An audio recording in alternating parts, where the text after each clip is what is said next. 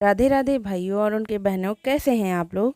Hope so आप लोग सही होंगे, ठीक होंगे, मस्त होंगे। और अगर मस्त नहीं है तो मस्त रहा करो यार, ज़रूरी है मस्त रहना। और चलो आज मैं आपको एक स्टोरी सुनाऊंगी, ठीक है। तो बने रहिएगा वीडियो के एंड तक। स्टोरी बहुत ही ज़्यादा रोमांचक होने वाली है। हिमालय की शांत और भव्य गोद में प्रकृति के अद्भुत नज़ारों के बीच एक छोटा सा गांव बसा हुआ था, जिसका नाम था ज्योतिग्राम। यह गांव अपनी अद्वितीय प्राकृतिक सुंदरता और सुकून भरे वातावरण के लिए दूर दूर तक जाना जाता था। यहाँ ऊंचे ऊंचे देवदार के पेड़ आसमान को छूते हुए खड़े थे, नदियां पत्थरों से टकराकर मधुर संगीत की रचना करती थीं और रंग बिरंगे फूल पूरी वादी में अपनी मनमोहक खुशबू बिखेरते थे। ज्योतिग्राम का शांत और रमणीय माहौल बाहरी दुनिया की भागम भाग से बिल्कुल अलग एक अद्भुत शांति का अनुभव कराता था। यहाँ के निवासी सीधे सादे और मेहनती थे, जो अपनी पुरानी परंपराओं और रीति रिवाजों में रचे बसे थे।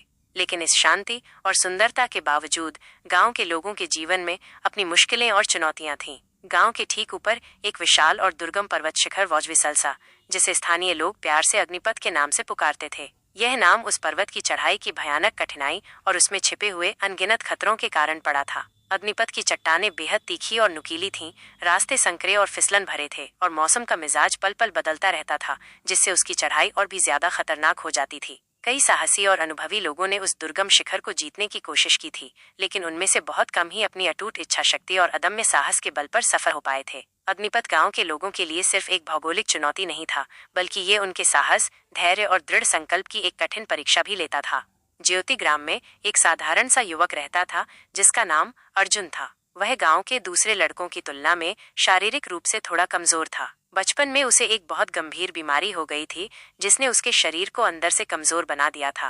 गांव के दूसरे बच्चे अक्सर उसे कमजोर और किसी काम का नहीं समझते थे, और उनकी बातों में कहीं न कहीं उपहास का भाव जरूर झलकता था। अर्जुन के मन में हमेशा एक गहरी कसक बनी रहती थी कि वो भी कुछ ऐसा करे जिससे लोग उसे सम्मान की नजरों से देखें। उसकी शारीरिक कमजोरी को भूलकर उसकी अंदरूनी ताकत को पहचाने। उसकी आंखें अक्सर अग्निपथ की ऊंची चोटी पर टिकी रहती थीं, और उसके दिल में उस दुर्गम शिखर को जीतने की एक अटूट और प्रबल इच्छा धीरे धीरे जन्म ले रही थी। यह इच्छा एक दबी हुई आग की तरह उसके भीतर सुलगती रहती थी, उसे हर पल कुछ बड़ा और मुश्किल करने के लिए प्रेरित करती थी। एक दिन जब अर्जुन अकेला गांव के बाहर पहाड़ी रास्तों पर घूम रहा था, तो उसकी नजर अचानक अग्निपथ पर पड़ी। उस ऊंचे और चुनौतीपूर्ण शिखर को देखकर उसके मन में एक अटल और दृढ़ निश्चय पैदा हुआ। उसने उसी पल ठान लिया कि वह अग्निपथ पर चढ़ाई करेगा और उस पर विजय हासिल करके दिखाएगा। जब वह घर लौटा तो उसने अपने माता पिता को अपने इस इरादे के बारे में बताया। सुनकर उनके चेहरे पर चिंता की गहरी लकीरें उभर आईं। वे अपने कमजोर बेटे की सुरक्षा को लेकर बहुत ज्यादा डर गए थे। उन्होंने अर्जुन को उसकी शारीरिक कमजोरी और अग्निपथ की चढ़ाई की असीम कठिनाई के बारे में विस्तार से समझाया। उन्होंने उससे इस खतरनाक विचार को तुरंत त्याग देने की विनती की। गांव के दूसरे लोगों ने भी जब अर्जुन के इस संकल्प के बारे में सुना, तो उन्होंने उसका जमकर मजाक उड़ाया। उन्होंने कहा कि एक ऐसा कमजोर शरीर वाला लड़का, जो ठीक से चल भी नहीं पाता, उस दुर्गम और खतरनाक पहाड़ पर कभी भी नहीं चढ़ पाएगा। उनकी नकारात्मक बातें अर्जुन के कानों में गूंजती रहीं, लेकिन उसने अपने पक्के इरादे को जरा भी कमजोर नहीं होने दिया। अर्जुन का संकल्प एक चट्टान की तरह अटल था। उसने किसी की भी नकारात्मक बातों पर बिल्कुल ध्यान नहीं दिया। उसने चुपचाप अपनी तैयारी शुरू कर दी। उसके पास पर्वतारोहण के लिए जरूरी अच्छे उपकरण तो थे नहीं, लेकिन उसने हार नहीं मानी। वो गांव के एक बहुत ही कुशल बढ़ई के पास गया और उससे एक मजबूत रस्सी और कुछ दूसरी जरूरी चीजें बनवाईं। उसने हर दिन सुबह सूरज निकलने से पहले उठकर गांव के आसपास दौड़ने और अलग अलग तरह के व्यायाम करने का अभ्यास शुरू कर दिया। उसकी कमजोर मांसपेशियां धीरे धीरे मजबूत होने लगीं और उसके शरीर में सहन शक्ति का विकास होने लगा। वो अच्छी तरह से जानता था कि यह रास्ता बिल्कुल भी आसान नहीं है, लेकिन उसने अपनी शारीरिक कमजोरी को ही अपनी सबसे बड़ी ताकत बनाने का दृढ़ निश्चय कर लिया था।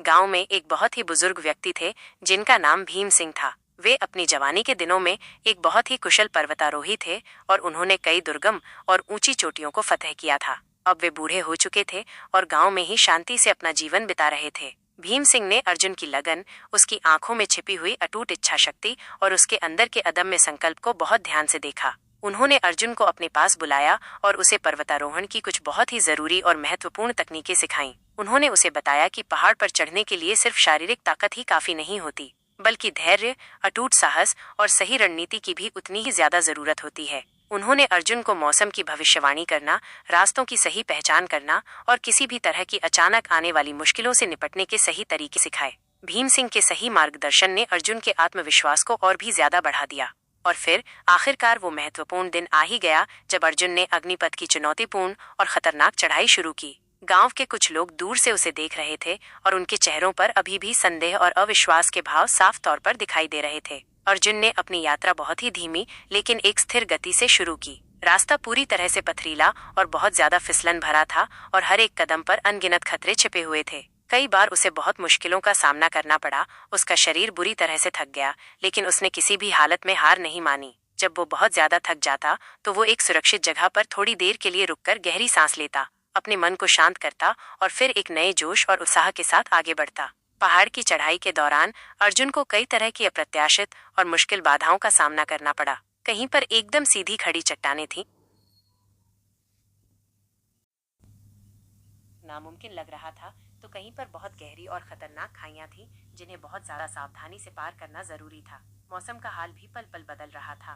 कभी तेज धूप निकल आती थी जिससे उसका पूरा शरीर पसीने से तर हो जाता था, तो कभी अचानक घने बादल छा जाते थे और ठंड बहुत ज्यादा बढ़ जाती थी जिससे उसके हाथों और पैरों की पकड़ कमजोर होने लगती थी। लेकिन अर्जुन का हौसला एक मजबूत चट्टान की तरह अडिग था। उसे न सिर्फ अग्निपथ के शानदार शिखर पर पहुंचना था, बल्कि उसे अपनी शारीरिक कमजोरी पर भी विजय प्राप्त करनी थी और उन सभी लोगों को गलत साबित करना था जिन्होंने उस पर कभी भी विश्वास नहीं किया था।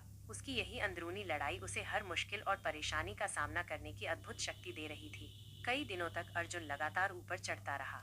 उसकी शारीरिक क्षमता धीरे धीरे जवाब देने लगी थी। उसके हाथों में रस्सी पकड़ने से बड़े बड़े छाले पड़ गए थे और उसके पैर दर्द से बुरी तरह कराह रहे थे। भूख और प्यास ने उसे अंदर से कमजोर कर दिया था, लेकिन उसके मन में अग्निपथ के शानदार शिखर पर पहुंचने की तीव्र इच्छा उसे हर दर्द और हर तकलीफ को सहने की अद्भुत प्रेरणा देती रही। उसे उस अविस्मरणीय पल का बेसब्री से इंतजार था जब वो अग्निपथ की सबसे ऊंची चोटी पर अपना विजयी कदम रखेगा और पूरी दुनिया को ये दिखाएगा कि एक साधारण और कमजोर दिखने वाला इंसान भी अपने अटूट दृढ़ संकल्प और अथक मेहनत से किसी भी असाधारण लक्ष्य को हासिल कर सकता है। एक सुबह जब सूरज की पहली सुनहरी किरणें बर्फ से ढकी हुई पहाड़ की चोटियों पर पड़ी, तो अर्जुन ने देखा कि वो अग्निपथ के लगभग शिखर के बहुत करीब पहुंच गया है। उसकी सांसें बहुत तेज चल रही थीं, उसका शरीर बुरी तरह से थका हुआ था, लेकिन उसकी आंखों में एक अद्भुत और अदम्य चमक थी, विजय की चमक। उसने अपनी बची हुई सारी ताकत को इकट्ठा किया और एक आखिरी जोरदार प्रयास करते हुए शिखर पर अपना विजयी कदम रख दिया। उस अविश्वसनीय पल में अर्जुन को जो अद्वितीय और अद्भुत अनुभूति हुई, उसे साधारण शब्दों में व्यक्त करना लगभग नामुमकिन था। उसने नीचे देखा और अपने प्यारे गांव ज्योतिग्राम को एक छोटे से बिंदु की तरह पाया। उस अभूतपूर्व ऊंचाई से पूरी दुनिया बिल्कुल अलग और बहुत छोटी लग रही थी। उसने अपने दिल से गहराई से महसूस किया कि उसने न सिर्फ एक दुर्गम पहाड़ पर विजय प्राप्त की है, बल्कि उसने अपनी शारीरिक कमजोरी और उन सभी नकारात्मक विचारों पर भी विजय प्राप्त की है जो लोगों ने उसके बारे में व्यक्त किए थे। उसने उन सभी लोगों को एक करारा और जबरदस्त जवाब दे दिया था जिन्होंने उस पर कभी भी विश्वास नहीं किया था। उस जादुई क्षण में अर्जुन ने खुद को एक सच्चा विजेता महसूस किया, एक ऐसा विजेता जिसने अपनी अंदरूनी ताकत और अटूट दृढ़ संकल्प के बल पर असंभव को भी संभव करके दिखा दिया था। जब थका हारा लेकिन एक महान विजेता की तरह अर्जुन वापस अपने गांव ज्योतिग्राम लौटा, तो गांव के सभी लोगों का रवैया पूरी तरह से बदल चुका था। वे उसे आश्चर्य और गहरे सम्मान की नजरों से देख रहे थे।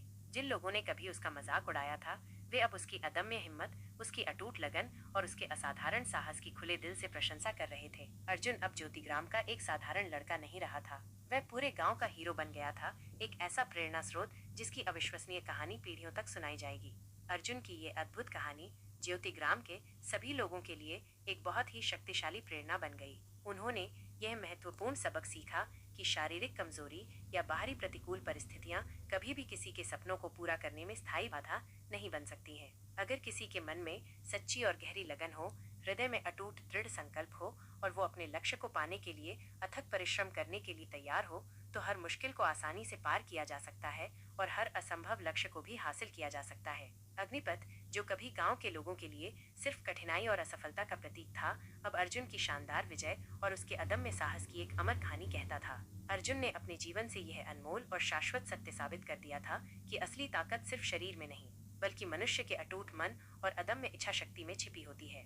ये प्रेरणादायक कहानी हमें ये जरूरी सबक सिखाती है कि हमें कभी भी अपनी कमजोरियों को अपनी प्रगति की राह में रुकावट नहीं बनने देना चाहिए। जीवन में आने वाली हर चुनौती का सामना हमें हमेशा धैर्य और अटूट साहस के साथ करना चाहिए और अपने निर्धारित लक्ष्यों को प्राप्त करने के लिए लगातार अथक प्रयास करते रहना चाहिए। सच्ची सफलता हमेशा उन्हीं लोगों को मिलती है जो कभी भी हार नहीं मानते, जो अपनी कमजोरियों को अपनी सबसे बड़ी ताकत बनाते हैं और जो अपने सपनों को साकार करने के लिए हर बाधा को पार करने का दृढ़ संकल्प रखते हैं। अर्जुन की कहानी हमें हमेशा ये याद दिलाती रहेगी कि हर इंसान के भीतर असीम क्षमता छिपी होती है, जिसे सिर्फ दृढ़ इच्छा शक्ति और कड़ी मेहनत से ही उजागर किया जा सकता है।